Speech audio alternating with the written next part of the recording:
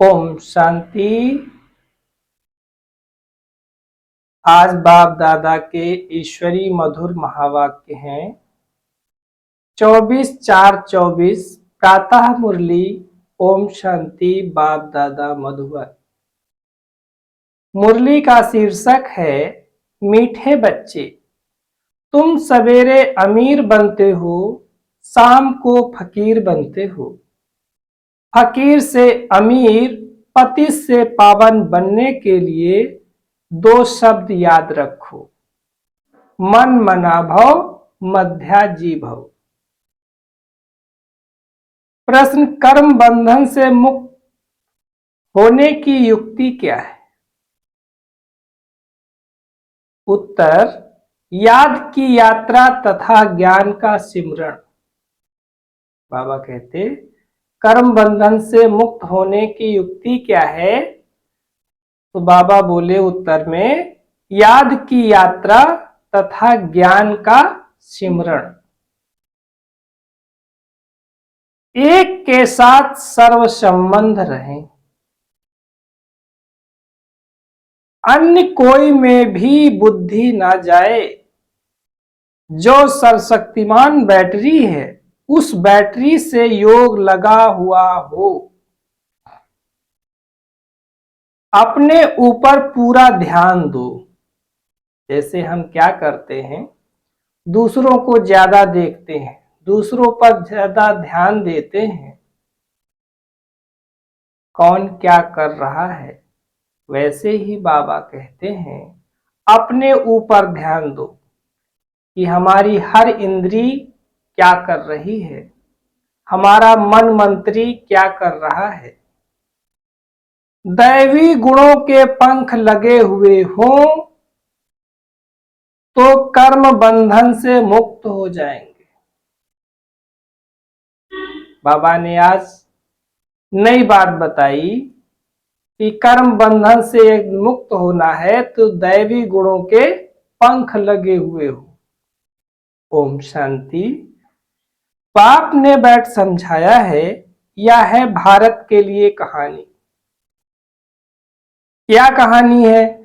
सुबह को अमीर हैं, शाम को फकीर हैं।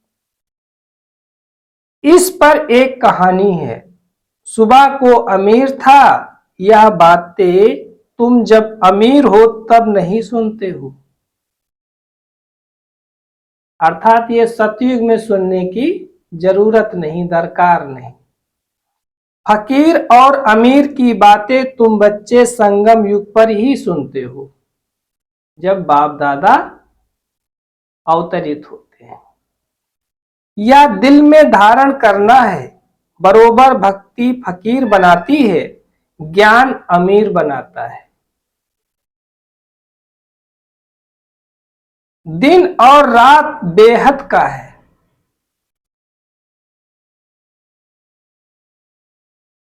फकीर और अमीर भी बेहद की बात है, और बनाने वाला भी बेहद का बाप है। सभी पतित आत्माओं के लिए एक ही बैटरी है, पावन बनाने की। ऐसे ऐसे टोटके याद रखो तो भी खुशी में रहेंगे। बाबा कहते, जैसे दुनिया में लोग अपनी सुख सुविधा खुशी के लिए टोटके करते हैं, तो बाबा कहते ऐसे ऐसे टोटके याद रखो तो भी खुशी में रहेंगे। बाप कहते हैं, बच्चे तुम सवेरे अमीर बन जाते हो, फिर शाम को फकीर बन जाते हो। कैसे बनते हो यह भी बाप समझाते हैं। फिर पति से पावन, फकीर से अमीर बनने की युक्ति भी बाप ही बतलाते हैं। मन मना भव, मध्याजी भव। यही दो युक्तियां हैं। यह भी बच्चे जानते हैं, यह पुरुषोत्तम संगम युग है। अर्थात पुरुषों में उत्तम बनने का ये युग है। तुम जो भी यहां बैठे हो, गारंटी है तुम स्वर्ग के अमीर जरूर बनेंगे। बनेंगे ना? नंबरवार पुरुषार्थ अनुसार बनेंगे तो, पर आपका जैसा पुरुषार्थ होगा वैसा बनेंगे। स्कूल में भी ऐसा होता है, नंबरवार क्लास ट्रांसफर होता है, इम्तिहान पूरा होता है तो फिर नंबरवार जाकर बैठते हैं। वह है हद की बात या है बेहद की बात। नंबरवार रुद्रमाला में जाते हैं, माला अथवा झाड़, बीज तो झाड़ का ही है, परमात्मा फिर मनुष्य सृष्टि का बीज है। यह बच्चे जानते हैं कि झाड़ वृद्धि को कैसे पाता है, पुराना कैसे होता है, आगे यह तुम नहीं जानते थे, बाप ने आकर समझाया है। अभी यह है पुरुषोत्तम संगम युग, अभी तुम बच्चों को पुरुषार्थ करना है, दैवी गुण के पंख भी धारण करने हैं। क्या करना है? दैवी गुण के पंख धारण करने हैं, अपने ऊपर पूरा ध्यान देना है। याद की यात्रा से ही तुम पावन बनेंगे और कोई उपाय नहीं है। बाप जो सर्वशक्तिमान बैटरी है उनसे पूरा योग लगाना है। पूरा योग लगाना अर्थात सर्व संबंध एक बाप से रखना, एक बाप दूसरा ना कोई। उनकी बैटरी कभी ढीली नहीं होती, वह सतो रजो तमो में नहीं आते, क्योंकि उनकी सदा कर्मातीत अवस्था है। तुम बच्चे कर्म बंधन में आते हो, कितने कड़े बंधन हैं। इन कर्म बंधनों से मुक्त होने का एक ही उपाय है, याद की यात्रा। इसके सिवाय और कोई उपाय नहीं, बाबा कहते। जैसे यह ज्ञान है, यह भी हड्डियां नर्म करता है, यूं तो भक्ति भी नर्म बनाती है। कहेंगे यह बेचारा भक्त आदमी है। इनमें ठगी याद कुछ भी नहीं है, परंतु भक्तों में ठगी भी होती है। बाबा अनुभवी है, आत्मा शरीर द्वारा धंधा दोरी करती है, तो इस जन्म का भी सब कुछ स्मृति में आता है। 4-5 वर्ष की आयु में अपनी जीवन कहानी याद रहनी चाहिए। बाबा कहते 4-5 वर्ष की आयु की भी अपनी जीवन कहानी याद रखनी चाहिए। कोई कोई 10-20 वर्ष की बात भी भूल जाते हैं। जन्म जन्मांतर का नाम रूप तो याद नहीं रह सकता, एक जन्म का तो कुछ बता सकते हैं। बाबा कहते एक जन्म का कुछ बता सकते हैं।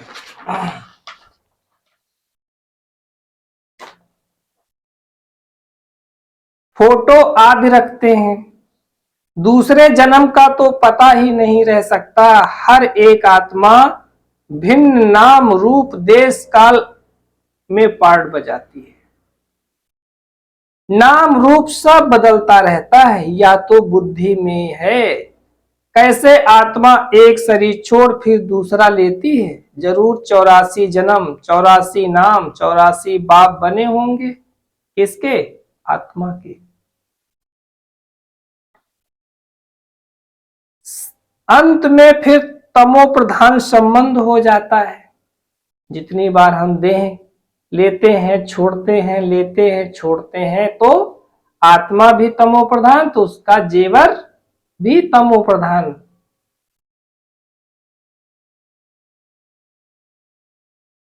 इस समय जितने संबंध होते हैं उतने कभी नहीं होते हैं। कलयुगी संबंधों को बंधन ही समझना चाहिए। कितने बच्चे होते हैं, फिर शादी करते हैं, फिर बच्चे पैदा करते हैं। इस समय सबसे जास्ती बंधन है। चाचे मामे काके का जितने जास्ती संबंध उतने जास्ती बंधन। तो बंधन से मुक्त होना है। अखबार में पढ़ा 5 बच्चे इकट्ठे जन्मे,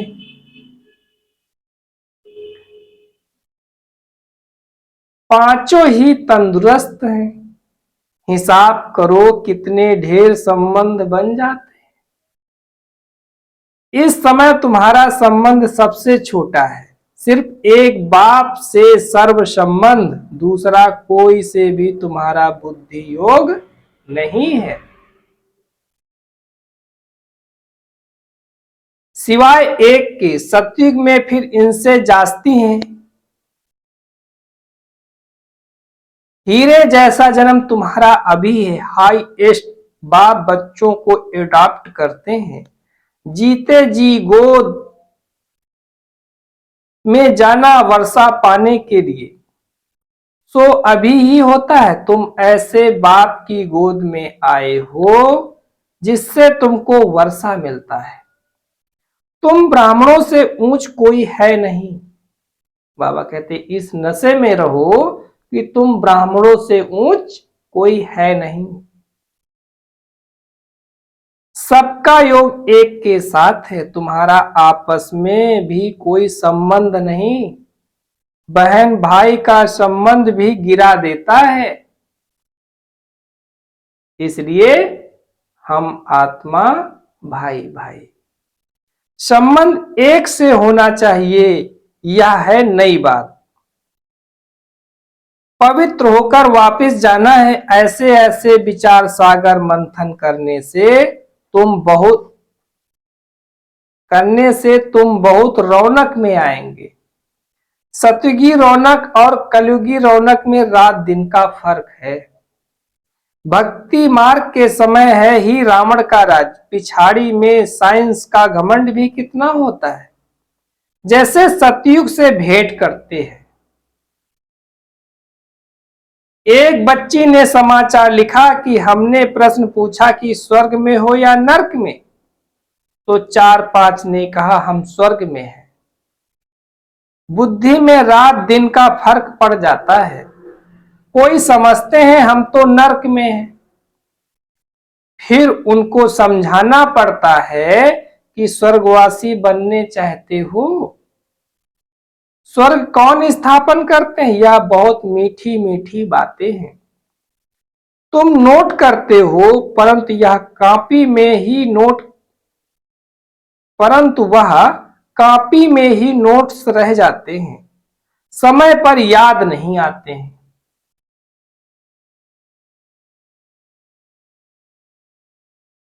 अब पति से पावन बनाने वाला परमपिता परमात्मा शिव है। वह कहते हैं मामेकम याद करो तो पाप कट जाएंगे। याद में कोई तो आमदनी होगी। याद की रस्म अब निकली है, याद से ही तुम इतने ऊंच स्वच्छ बनते हो। जितनी जो मेहनत करेगा उतना पद पाएगा। बाबा से भी पूछ सकते हो, दुनिया में तो संबंध और जायदाद के पीछे लड़ते झगड़ते हैं। यहां तो कोई संबंध नहीं, एक बाप दूसरा ना कोई। बाप है बेहद का मालिक, बात तो बड़ी सहज है। उस तरफ है स्वर्ग और इस तरफ है नरक। नरकवासी अच्छे या स्वर्गवासी अच्छे, ये जज करो। जो सयाने होंगे वह तो कहेंगे स्वर्गवासी अच्छे, कोई तो कह देते नरकवासी और स्वर्गवासी, इन बातों से हमें कोई मतलब नहीं। तो वो जैसे भुट्टू ठहरे, क्योंकि बाप को नहीं जानते। कोई फिर बाप की गोद से निकल माया की गोद में चले जाते हैं। वंडर है ना, बाप भी वंडरफुल तो ज्ञान भी वंडरफुल, सब वंडरफुल। इन वंडर्स को समझने वाला भी ऐसा चाहिए जिसकी बुद्धि इस वंडर में ही लगी रहे। रावण तो वंडर नहीं है, ना उनकी रचना वंडर है। रात दिन का फर्क है। शास्त्रों में लिख दिया है, काली दाह में गया सर्प ने डसा, काला हो गया। अब तुम अच्छी रीत यह सब समझा सकते हो, श्री कृष्ण के चित्र को कोई उठाकर पढ़े तो रिफ्रेश हो जाए। 84 जन्मों की कहानी है, जैसे श्री कृष्ण की वैसे तुम्हारी। स्वर्ग में तो तुम आते हो, फिर त्रेता में भी आते रहेंगे। वृद्धि होती रहती है, ऐसे नहीं। त्रेता में जो राजा होते हैं वह त्रेता में ही आएंगे। पढ़े के आगे अनपढ़े को भरी ढोनी पड़ेगी। यह ड्रामा का राज बाबा ही जान सकते हैं। अब तुम जानते हो, तुम्हारे मित्र संबंधी आदि सब नरकवासी हैं। तुम्हारे मित्र संबंधी सब नरकवासी हैं। हम पुरुषोत्तम संगम युगी हैं। अब पुरुषोत्तम बन रहे हैं। बाहर में रहने और यहाँ 7 रोज आकर रहने में बहुत फर्क पड़ जाता है। हंसों के संग से निकल बगुलों के संग में जाते हैं। बहुत बिगाड़ने वाले भी हैं। बहुत बच्चे मुरली की परवाह नहीं करते हैं। बाप समझाते हैं, गफलत नहीं करो, तुमको खुशबूदार फूल बनना है। सिर्फ एक बात ही तुम्हारे लिए काफी है, याद की यात्रा। यहां तुमको ब्राह्मणों का ही संग है। कहां ऊंच ते ऊंच, कहां नीच। बच्चे लिखते हैं, बाबा बगुलों के झुंड में हम एक हंस क्या करेंगे। बगुले कांटे लगाते हैं, कितनी मेहनत करनी पड़ती है। बाप की श्रीमत पर चलने से पद भी ऊंच मिलेगा। सदैव हंस होकर रहो। बाप की आज्ञा है, सदा हंस होकर रहो। अर्थात ज्ञान गुण मोती चुगने वाले। बगुले के संग में बगुला ना बन जाओ। सुना, बाबा कहते सदैव हंस होकर रहो, बगुले के संग में बगुला ना बन जाओ। गायन है आश्चर्यवंत सुनंती, कथंती भागंती। थोड़ा भी ज्ञान है तो स्वर्ग में आएंगे, परंतु फर्क रात दिन का पड़ जाता है। सजाएं बहुत कड़ी खाएंगे। बाप कहते हैं, मेरी मत पर ना चल, पतित बने तो 100 गुना दंड पड़ जाता है। फिर पद भी कम हो जाता है। यह राजाई स्थापन हो रही, यह बातें भूल जाती हैं। यह भी याद रहे तो भी ऊंच पद पाने का पुरुषार्थ जरूर करें। नहीं करते हैं तो समझा जाता है, एक कान से सुन दूसरे से निकाल देते हैं। बाबा कहते हैं कि जो ऊंच पद पाने का पुरुषार्थ नहीं करते हैं तो बाबा कहते हैं उनको समझा जाता है, वो क्या करते, एक कान से सुन दूसरे कान से निकाल देते हैं। बाप से योग नहीं, यहां रहते भी बुद्धि योग बाल बच्चों की तरफ है। बाप कहते सब कुछ भूल जाना है, इसको कहा जाता है वैराग्य। इसमें भी परसेंटेज है। कहां ना कहां ख्यालात चले जाते हैं, 1-2 से लव हो जाता है तो भी बुद्धि लटक जाती है। बाबा रोज समझाते हैं, इन आंखों से जो कुछ देखते हो वह सब खत्म होने वाला है। तुम्हारा बुद्धि योग नई दुनिया में रहे और बेहद के संबंधियों से बुद्धि योग रखना है।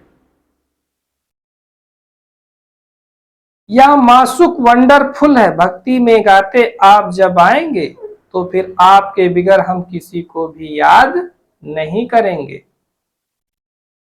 अब मैं आया हूं तो अब तुमको सब तरफ से बुद्धि योग हटाना पड़े ना।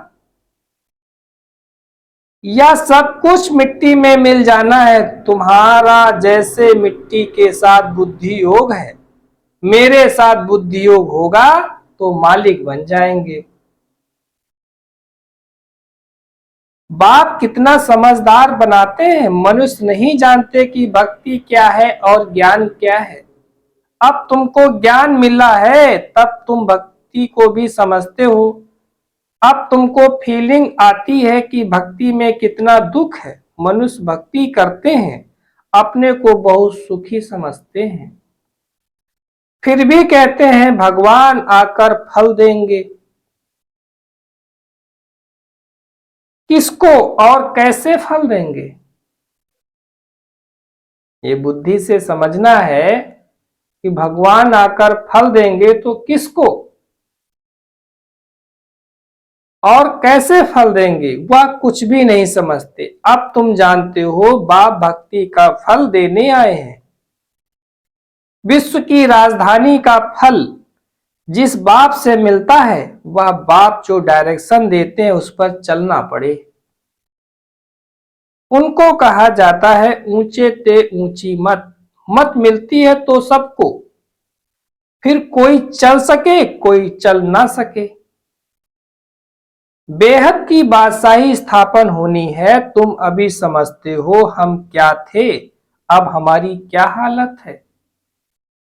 माया एकदम खत्म कर देती है, या तो जैसे मुर्दों की दुनिया है। भक्ति मार्ग में तुम जो कुछ सुनते थे वह सब सत सत करते थे, लेकिन तुम जानते हो कि सच तो एक बाप ही सुनाते हैं। ऐसे बाप को याद करना चाहिए। यहां कोई बाहर वाला बैठा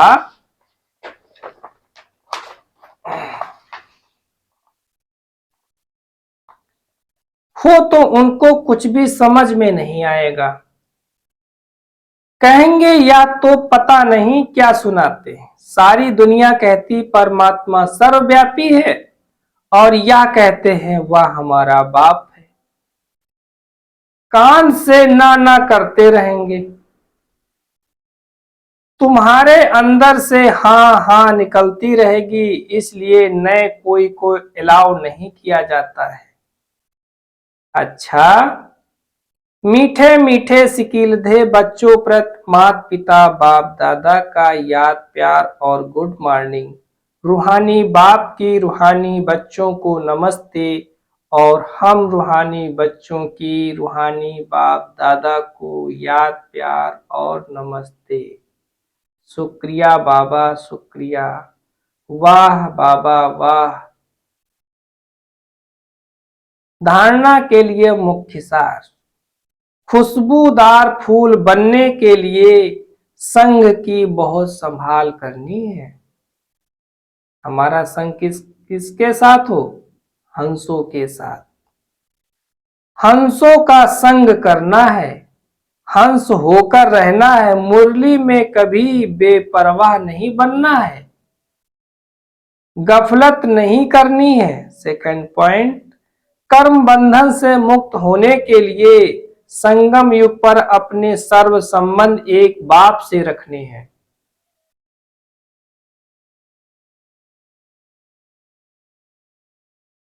आपस में कोई संबंध नहीं रखना है। किसी हद के संबंध में लव रख बुद्धि योग लटकाना नहीं है। एक को ही याद करना है। बाबा कहते हैं वरदान, परमात्म लव में लीन होने व मिलन में मग्न होने वाले सच्चे स्नेही भव। स्नेह की निशानी गाई जाती है कि दो होते भी दो ना रहें।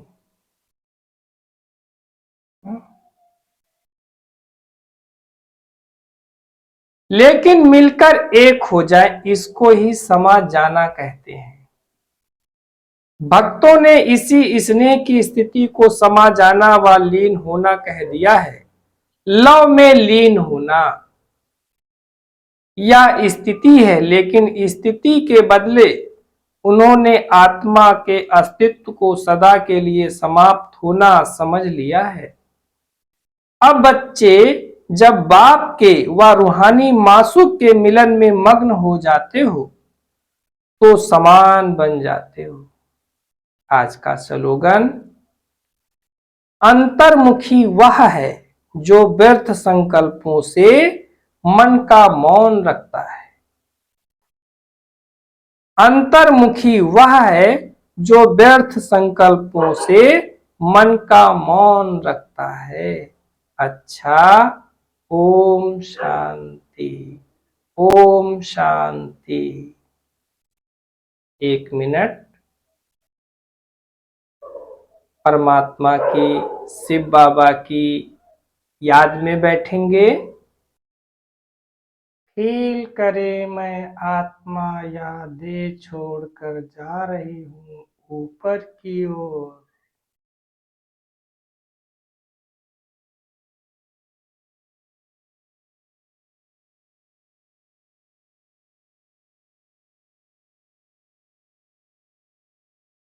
ये शांति का धाम, यहाँ चारों ओर स्वीट साइलेंस, मेरा घर। फील करे यहाँ का चैन, विश्राम और डीप साइलेंस।